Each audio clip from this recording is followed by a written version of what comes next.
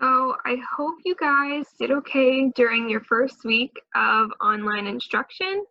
I know we're all getting used to it, so hopefully you guys are doing okay with this stuff. So last week we were doing multiplying monomials, so this week we're going to be talking about dividing monomials and what to do there. So let's get started on today's lesson. Okay, so this is lesson 7.2, independent practice dividing monomials. So this is the first form that you are completing for lesson 7.2, and so this video should help you with that. So the rule that goes along with dividing monomials is called quotient of powers, which quotient is just another word for division. And this rule says that when dividing powers with the same base, you subtract the exponents. And to show you a little bit where this rule comes from, we've been using 2 as an example for our monomials, so we're going to continue with that. So let's say we have 2 to the 6 divided by 2 to the 2.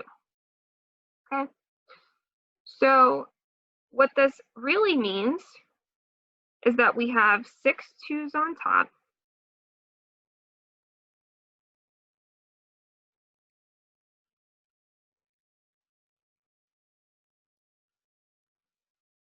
and 2 2's on bottom. And whenever we are dividing any number by itself, the answer is 1, right? So essentially, whenever we're dividing a 2 by a 2, we're just taking 1 out of the division and multiplication problem.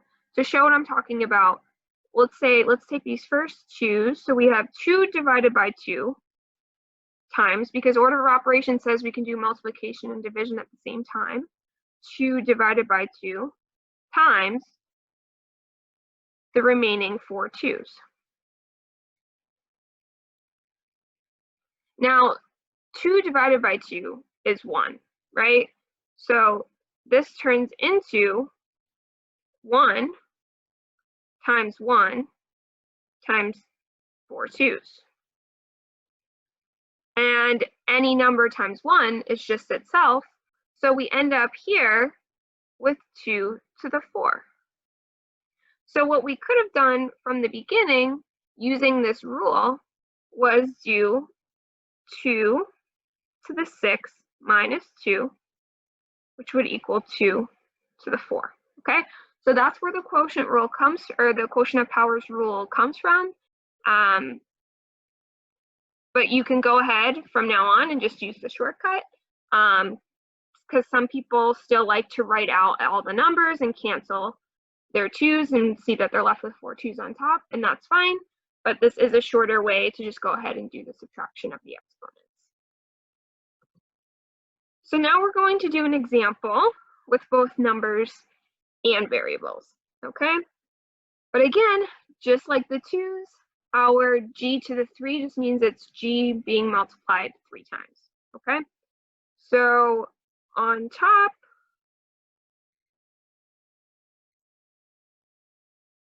just gonna rewrite this. So we have division among each similar term. So for example, we have our coefficients here of 2 and 8. So that's its own division problem that can be multiplied by the division problem of the g's and the division problem of the h's. And by breaking it up this way, it's going to be easier to apply the quotient of powers rule. So we have 2 divided by 8 times, because again, remember, we can multiply and divide. You can multiply a fraction by another fraction to get this, what we have here. So what we're doing here is just breaking up that fraction. So we have 2 divided by 8 times g3 divided by g to the 1 times h to the 5 divided by h to the 2. Okay? So essentially, we haven't done anything. yet. We haven't performed any division. We just broke it up. We just said, here's each fraction being multiplied to each other. So now we can simplify.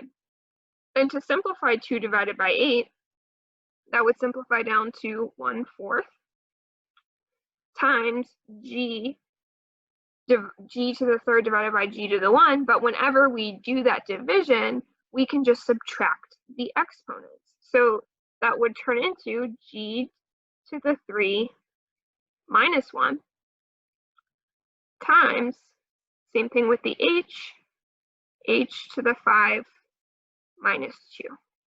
Okay, so then our final answer would end up being 1/4 g to the 3 minus 1 is 2 times, you can write it all together, 5 minus 2 is 3. Okay, so you could either write it like this, or since this is a fraction, you can say g2h3 is on top, 4 is on the bottom. You can write it either way, but that is our answer.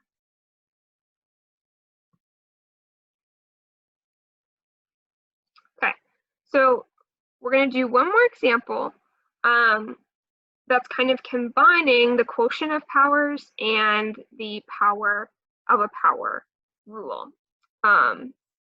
So because we can apply this exponent to each of these terms before we divide, or we can divide first and then apply the exponent. Both are correct, but I'm going to perform the division first to simplify it and then apply the exponent. But you could go ahead and multiply that 3 by all the exponents first and then do your quotient of powers and subtract. But right now, I'm going to simplify what's inside the parentheses first and do that division. So we have 5 divided by 6, which is just going to stay a fraction. But then we have x5 divided by x3 and y4 divided by y1. Okay, so now when we go to do the subtraction for that, 5, 6 is going to stay a fraction. We have x to the 5 minus 3 and y to the 4 minus 1. So that would simplify to x squared y cubed. Okay, so now don't forget, this whole thing is being cubed. Okay, so that is something that I think a lot of people will get tripped up on. Don't forget that if you're going to do it this way and you simplify the inside of the parentheses first, you have to apply that exponent of 3 at the very end. Okay, so what I'm going to do is rewrite this last line here and then simplify below in a different color. Now we're going to simplify. That would be 5 to the 3 times, or 5 to the exponent of 3, and 6 to the exponent of 3. Remember, we have to apply that exponent to everything, even the numbers here, times x to the 2 times 3 times y to the 3 times 3,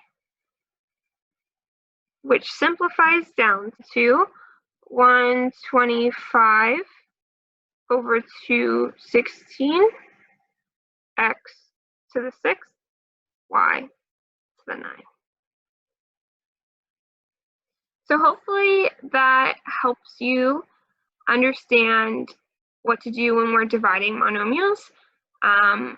But of course, you can always ask for help and get help in office hours, or drop us a message, or also looking at other online resources could help you with this. So feel free to reach out if you're having any issues, and I guess see you next time.